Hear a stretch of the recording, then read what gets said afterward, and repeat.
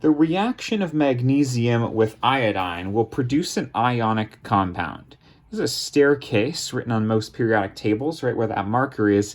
Anything on the left is a metal, except for hydrogen, but magnesium's definitely a metal.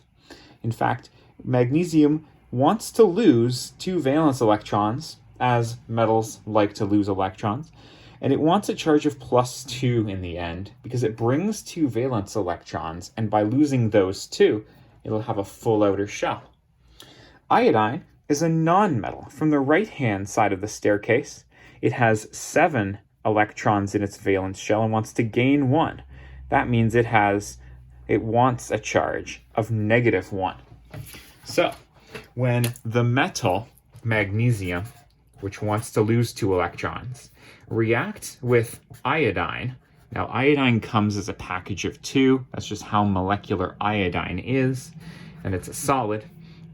You actually have to get these 2 to start reacting together with the tiniest bit of water. They will react together because the magnesium loses its electrons and the iodine gains those electrons to make the ionic compound made between them. Now, what I had said was that magnesium wants a charge of +2.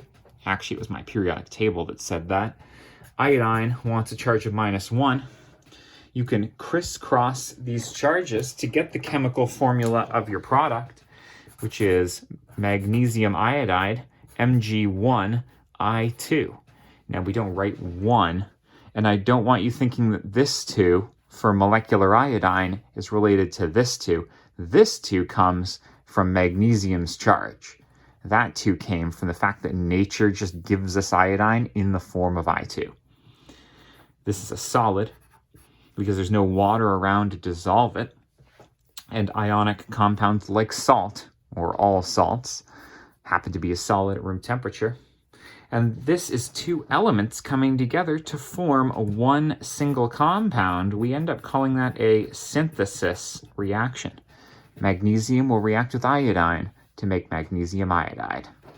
Best of luck.